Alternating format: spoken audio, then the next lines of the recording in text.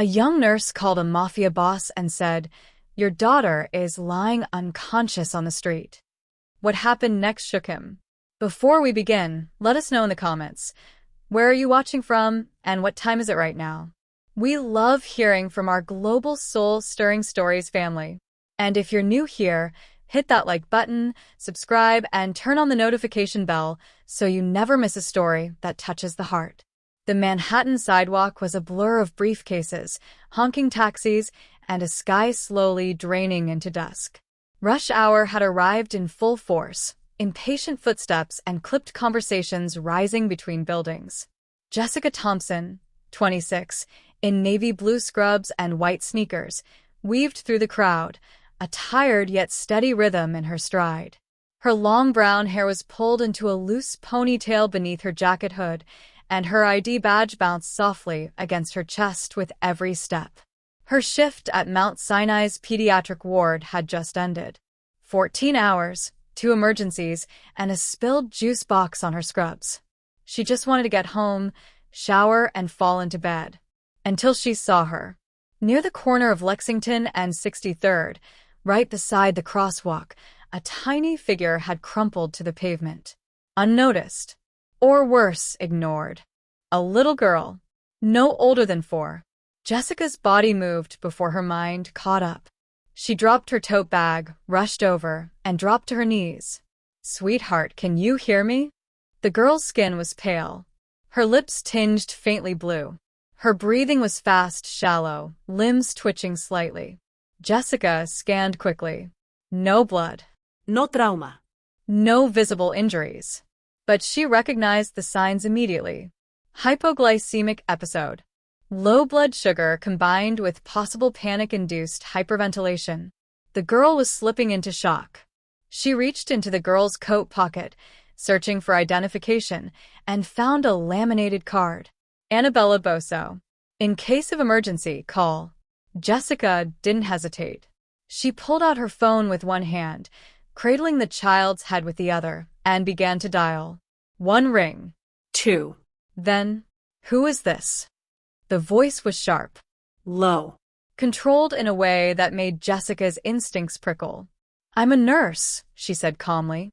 "I found a little girl, Annabella, unconscious near Lexington and 63rd.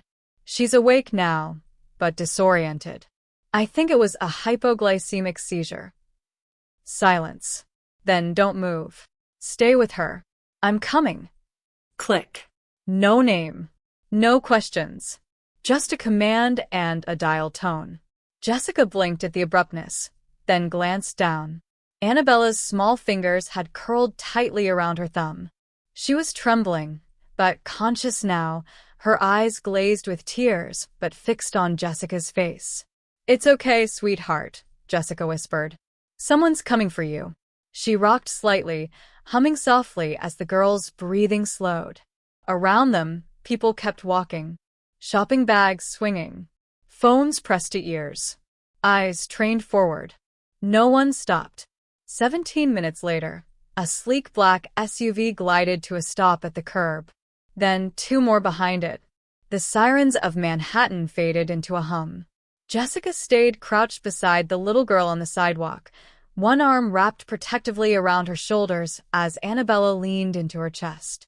Her breathing had steadied. The color had returned to her cheeks.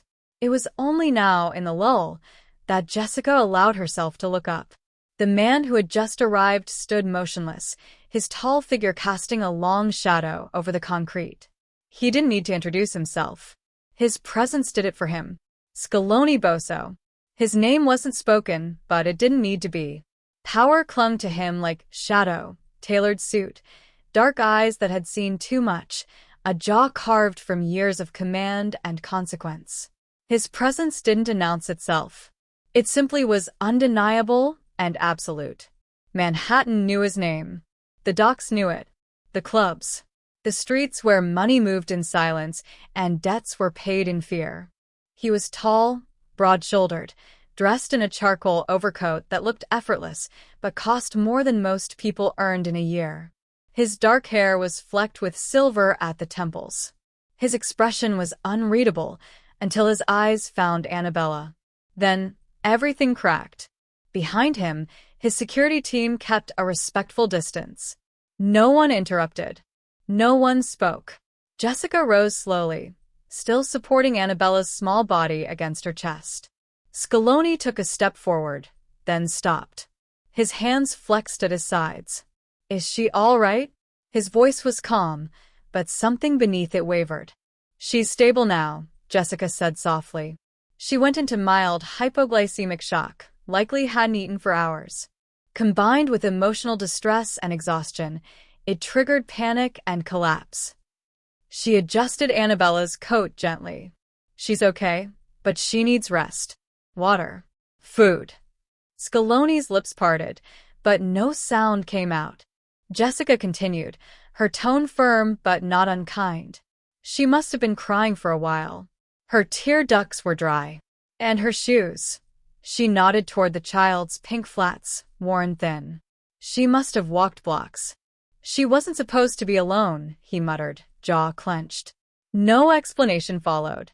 Just a deep inhale that failed to steady him. Jessica watched him carefully. No fear in her eyes. No. Just clear, steady compassion. Scaloni reached for his daughter. "Annabella," he whispered. The girl's eyes fluttered open. She whimpered softly. "Papa." But when he stepped closer, her small fingers tightened around Jessica's sleeve. She didn't let go.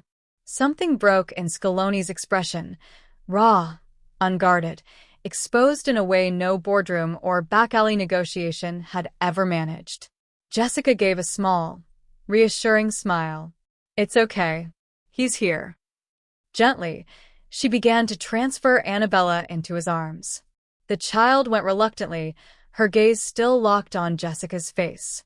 Scaloni held his daughter, like she might shatter. He reached into his coat, pulled out a thick fold of bills, and offered it to Jessica. She shook her head immediately. "I didn't stop to be paid." "Then take it as gratitude," he said, voice tight. Jessica's eyes didn't flinch. "I don't need your money. Just make sure she eats something. And don't leave her alone." She stood, brushing off her knees. Annabella's hand reached out one last time. "Don't go." Jessica knelt briefly, smoothing the girl's curls. "You're safe now, sweetheart. Your papa's here." Then she rose, turned, and walked back into the flow of the city. Scaloni stood frozen, watching her disappear into the crowd. This woman who had refused him, challenged him, and somehow made him feel smaller and more human than he'd felt in years. For the first time in a long time, money hadn't been enough. And he didn't know what to do with that. The penthouse overlooking the East River was a monument to success and a mausoleum of silence. Marble floors stretched endlessly beneath floor-to-ceiling windows. Chrome accents gleamed under recessed lighting. Art worth more than most homes hung on walls that had never heard laughter. Everything was perfect. Everything was cold. Scaloni stood outside Annabella's bedroom, watching through the cracked door as his daughter sat curled up in bed, arms wrapped tightly around a stuffed rabbit. The same rabbit she'd clutched when Jessica had found her on the sidewalk. "Miss Jessica," she whispered into the darkness. "Where's Miss Jessica?" The nanny had tried everything, singing new toys, her favorite cartoons. Nothing worked. Annabella turned her face to the wall and said nothing. Scaloni had assumed it would pass. Children had tantrums. They recovered. But this wasn't defiance. This was grief. That night, alone in his office, Scaloni stared at the untouched tray of food outside Annabella's door. "Cold now." Like everything else in the house, his mind kept returning to the sidewalk. The way Jessica had knelt without hesitation while hundreds walked past. The way she'd held Annabella, not like a nurse performing a duty, but like the child mattered. The way she'd looked at him, not with fear or calculation, but with something he couldn't name. Expectation. As if she believed he could be better. He pulled up the security footage from earlier that day, the moment Annabella had been left alone. The car had been parked near Madison. The driver had stepped away briefly, assuming she was asleep. The door hadn't locked properly. She'd woken up frightened, wandered into the crowd. It hadn't taken long for hunger to strike, For panic to follow. Scaloni closed the laptop, jaw tight. He knew how to protect, how to control, how to eliminate threats before they materialized. But he didn't know how to be present. He didn't know how to be a father. His wife had known. Before cancer took her 2 years ago, she'd filled this house with warmth he couldn't replicate. She'd known how to make Annabella laugh, how to turn bedtime into adventure, how to make cold marble feel like home. Since then, he'd given Annabella everything: security, education, staff who anticipated her every need. Everything except what she actually wanted. Scaloni pulled out his phone and scrolled to the unknown number, the outgoing call from 3 days ago. He hesitated, then dialed. Jessica was rinsing out a coffee mug in her small studio apartment in Queens when the call came through. Unknown number. She nearly let it go to voicemail. Hello. It's Scaloni Bosso. She paused, surprised. Yes. His voice was quieter than before, almost strained. She won't eat. She won't sleep. She keeps asking for you. Jessica closed her eyes, seeing Annabella's small face, feeling those tiny fingers gripping her sleeve. I'm not calling to offer you employment, he continued quickly. I know you're not interested in money. I'm asking for help. Jessica was quiet for a long moment. For Annabella, she said finally. Only for her. Yes, he said, relief bleeding through the word. Only for her. The next afternoon, Jessica stood outside the Bosso residence, looking up at the building that seemed to scrape the sky itself. She took a breath, then stepped inside. The estate wasn't loud or violent. It was sterile, empty, built for fear, not love. That changed the moment Annabella saw Jessica. The child ran barefoot across the marble floor, nearly tripping over her own feet, her stuffed rabbit dragging behind her. Miss Jessica, she squealed, flinging her arms around Jessica's legs. Jessica knelt immediately, and Annabella buried her face into her neck, sobbing with relief. Over the child's shoulder, Jessica's eyes met Scaloni's. He stood in the doorway, hands at his sides, watching the scene unfold with something like awe flickering across his face. Thank you, he said quietly, for coming. Jessica nodded, standing with Annabella still clinging to her. I'm only here for a few days, until she's okay again. I understand. But as the days passed, something shifted. Jessica brought routines. Breakfast at the table, not on trays delivered to empty rooms. Bedtime stories read aloud, voices doing silly character impressions. Afternoons spent drawing with crayons on the floor instead of staring at screens. Annabella laughed again. She slept through the night. She started asking questions about everything: why the sky changed colors, where birds went when it rained, if Miss Jessica would stay forever. The house slowly began to breathe. Scaloni watched from the edges, unsure how to enter this world Jessica had created. One morning, he found them in the kitchen. Jessica was making pancakes, lopsided, uneven, but steaming and real. Annabella sat on the counter, legs swinging, flour on her nose. She says these are better than the chef's, Jessica said, catching his raised brow. Annabella grinned. They taste like hugs. Scaloni said nothing, but something tugged in his chest. Later that day, Jessica caught him lingering in the hallway outside Annabella's room, listening to his daughter sing a song Jessica had taught her. You can go in, you know, Jessica said gently. He turned, almost startled. I don't want to interrupt. You're her father. You can't interrupt. He looked at her, really looked, and for the first time, she saw the vulnerability he kept buried beneath command. I don't know how to do this, he admitted quietly. Jessica stepped closer. Do what? Be what she needs. His voice was low, almost broken. I know how to protect her. I know how to eliminate threats. But this... He gestured toward the room where Annabella hummed softly. I don't know how to be a father. Jessica's expression softened. She doesn't need you to be perfect, Scaloni. She needs you to be present. The words landed like a blow he hadn't seen coming. Presence, not protection, she repeated gently. He nodded slowly, throat tight.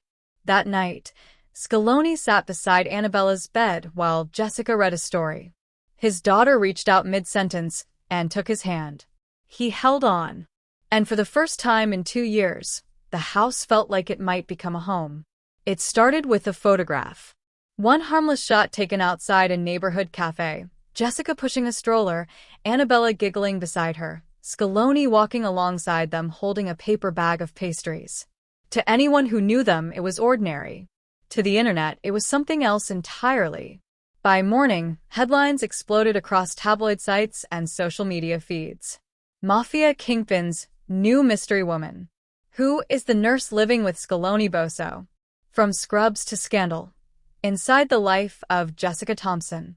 Jessica first saw the articles during her lunch break at the clinic where she still volunteered twice a week. She stared at her phone in disbelief. Her inbox flooded. Calls from numbers she didn't recognize. By afternoon, co-workers were whispering behind her back. Is it true? She's actually living with him? Smart move. Land a guy like that, and you're set for life. At the preschool Scaloni had enrolled Annabella in, hoping for normalcy. Another child repeated something their parents had said at home. Something cruel.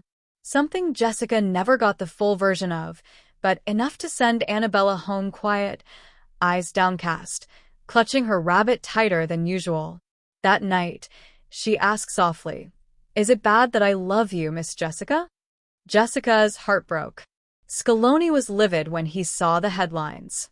"I'll destroy them," he said, pacing his office like a caged animal. "Every publication. Every photographer.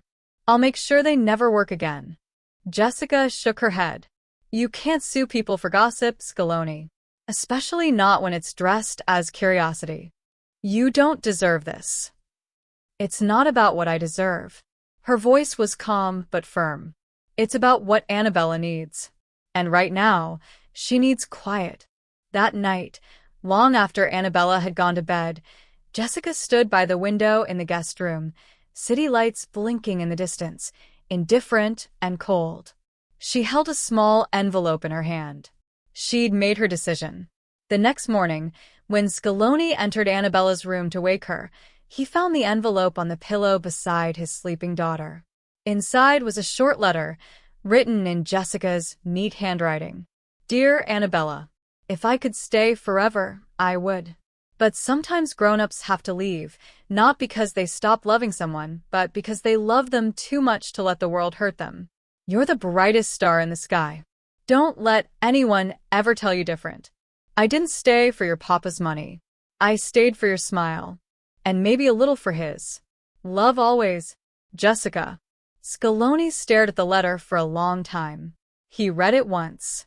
Then again. Then a third time, slower. The room felt smaller. The silence louder. Down the hall, the guest room was empty. Her things were gone. Her scent lingered faintly, lavender, and something warmer, something he couldn't name.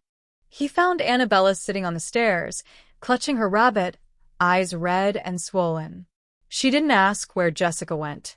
She already knew. Scaloni crouched in front of her. "Do you want to talk?" Annabella shook her head, then whispered, "Is it my fault?" His throat tightened. No. "No, baby. None of this is your fault." But deep down, Scaloni knew the truth. He'd failed to protect the only woman who had ever made this house feel like home. Not from his enemies. From his world. The silence in the Bosso estate wasn't peaceful. It was hollow. Annabella stopped singing. She stopped asking questions. She stopped smiling. She carried her rabbit everywhere, the one Jessica had carefully sewn back together after it lost an ear, cradling it like a lifeline. During breakfast, during naps, even when Scaloni tried to take her to the park. The bear remained clutched in her arms, a reminder of what was missing. Scaloni tried everything. He rearranged his schedule, canceled meetings that had been months in the making. He sat beside Annabella during her piano lessons, tried reading to her before bed, bought her new toys she didn't touch. But the sparkle Jessica had somehow unlocked had vanished, and he couldn't bring it back. One night, he found Annabella curled up in Jessica's old guest room, asleep on top of the neatly made bed, her tiny fingers wrapped around the edge of the pillow. Her face was swollen from crying. Scaloni stood in the doorway, something in his chest cracking quietly. Downstairs, he poured himself a drink but didn't touch it. Instead, he reached into the drawer where he'd kept Jessica's letter, the one she'd left on Annabella's pillow, and unfolded it once more. I didn't stay for your papa's money. I stayed for your smile. And maybe a little for his. He read the words again, traced every loop of her handwriting with his eyes. She had been here for them. For real. And he had let her walk away thinking she didn't belong. The realization hit him like a physical blow. He had never asked her to stay as a person, as Jessica. Only as help. As a solution to a problem he couldn't fix himself. He had offered money, gratitude, employment. But never partnership. Never trust. Never the truth that somewhere between the sidewalk and the quiet mornings in his kitchen, she had become essential. Scaloni set down the letter and stared at his phone. For years, he'd solved problems with power. A call, a command, resources mobilized without question. But power couldn't bring her back. Truth had to. He stood, grabbed his coat, not the tailored one, just a plain jacket, and walked toward the door. His head of security stepped forward. Sir, where are you going? Should I arrange? No, Scaloni said quietly. I'm going alone. The man blinked, confused. Sir, that's not protocol. Scaloni looked at him. I know. He stepped out into the night without guards, without an entourage, without the armor of authority he'd worn for decades. Just a father. Just a man who'd lost something he couldn't afford to lose. And for the first time in his life, Scaloni Bosso walked into the world unprotected, not because he was reckless, but because he finally understood. Some things couldn't be controlled. They could only be chosen. The room was nothing fancy. Just a repurposed classroom in the back of a community health center in Harlem. Folding chairs lined up in uneven rows, children giggling in the back, and a group of single mothers watching closely as Jessica demonstrated chest compressions on a CPR dummy. She spoke with steady confidence, her hair tied back in a messy bun, sleeves rolled to her elbows. If you ever doubt yourself in a crisis, she said, pressing down rhythmically on the dummy's chest, remember this, the most powerful thing you can give someone is your presence. A few women clapped. One wiped away tears. Jessica stood, dusting off her knees with a small laugh. That was when the door creaked open at the back of the room. Heads turned. Jessica glanced up and stopped breathing. Standing in the doorway was Scaloni Bosso. No suit. No security detail. No tie. Just a plain white button-down, sleeves rolled, jeans, and Annabella nestled on his hip, wearing a yellow dress and clutching her rabbit. The room quieted. Jessica barely whispered, "What are you doing here?" Scaloni stepped forward gently, carefully, as if afraid she might disappear again.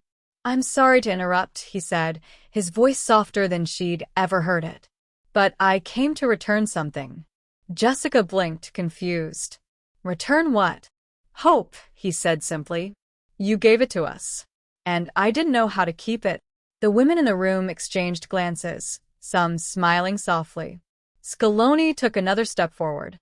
"You saved my daughter's life. And mine." His gaze never left Jessica's. "But I don't want to pay you back. I want to earn what you gave us. Every single day, for the rest of my life." Gasps rose softly from the crowd. Jessica's eyes brimmed, but she didn't move. Couldn't. Then Annabella whispered almost shyly, "Can we keep her, Papa?" The room melted. Scaloni knelt, not in a grand gesture, not on marble or red carpet, but on the scuffed tile floor of a health center filled with plastic chairs and strong women. He looked up at Jessica, vulnerable, open, stripped of everything but truth. "I don't know how to be the man you deserve," he said quietly. But I want to try. Not because I can fix things with money or power, but because you reminded me what it feels like to be human. His voice wavered. Will you come home with us? Not to the house, but to the family that isn't whole without you.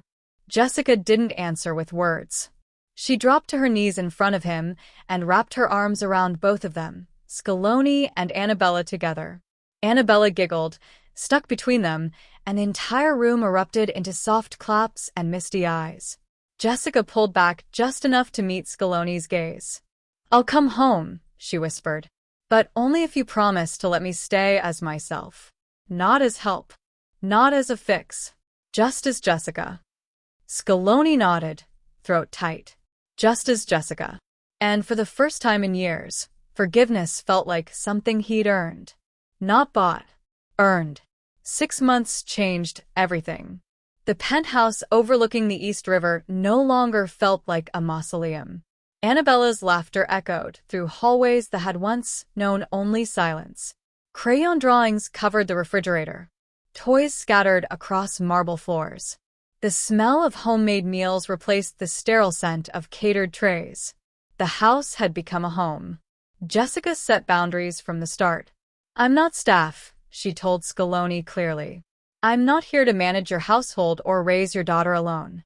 If this works, we do it together. He nodded. Together.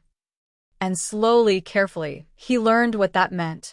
Scaloni started small, joining breakfast instead of working through it, reading bedtime stories even when his voice felt clumsy, sitting on the floor during tea parties with stuffed animals he didn't understand but attended anyway.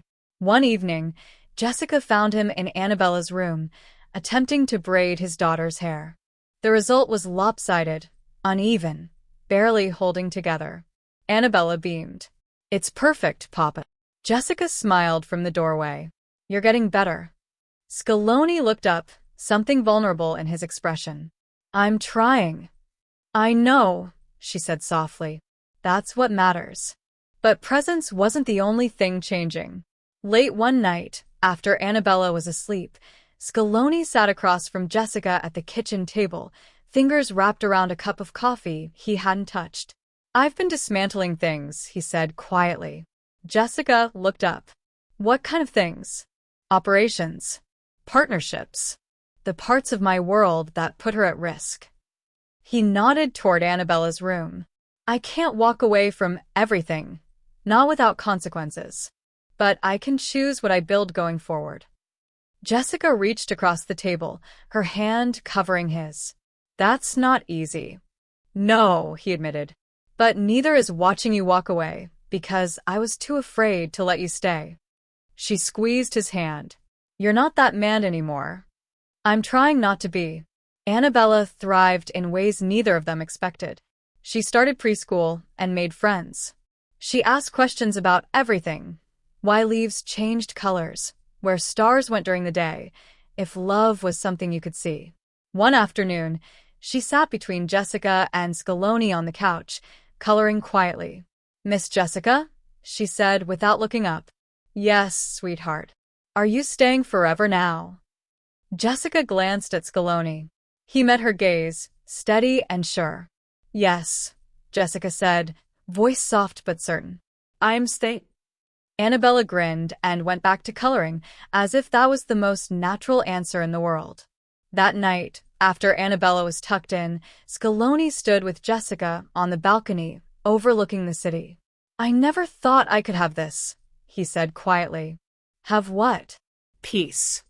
He turned to her. A life that isn't built on fear. Jessica leaned into him.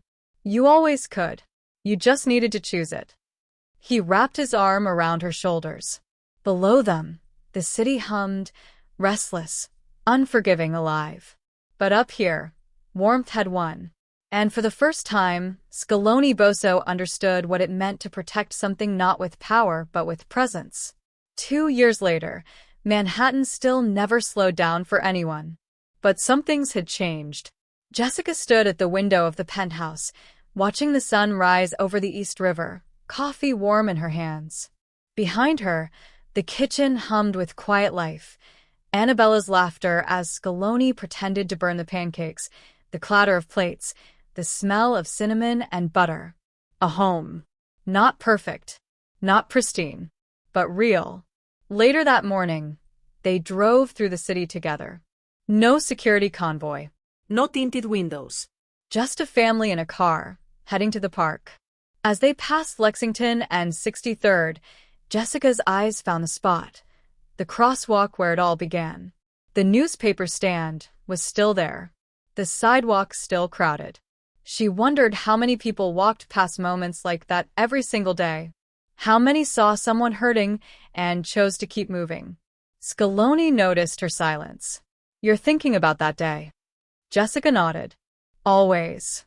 He reached over, his hand finding hers. "I think about it too." In the back seat, Annabella swung her legs, humming a song Jessica had taught her. "Do you ever wonder what would have happened if I hadn't stopped?" Jessica asked softly.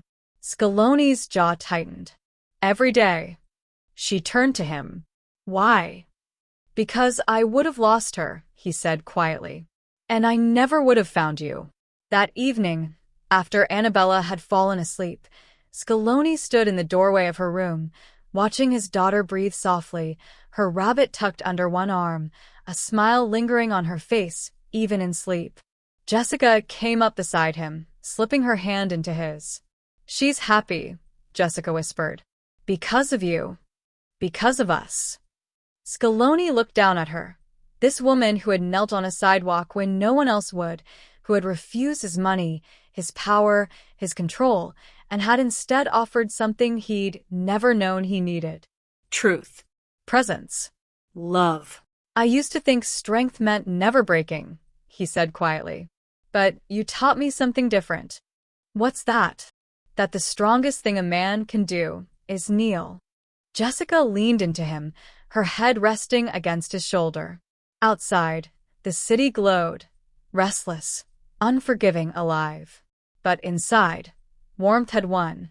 Because sometimes the most dangerous men in the world are shaken.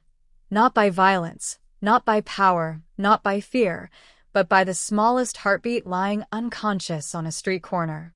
And sometimes, all it takes is one person willing to stop. One choice, one moment, one act of kindness that changes everything. If this story touched your heart, if it reminded you that one choice can change a life, don't forget to hit that like button and subscribe to soul-stirring stories for more emotional, deeply human tales like this. Turn on the notification bell so you never miss a story that matters. Leave a comment. What would you have done if you'd found Annabella on that street? Share this with someone who believes love can break through any wall, even the coldest heart. Until next time, stay kind, stay human, stay stirred.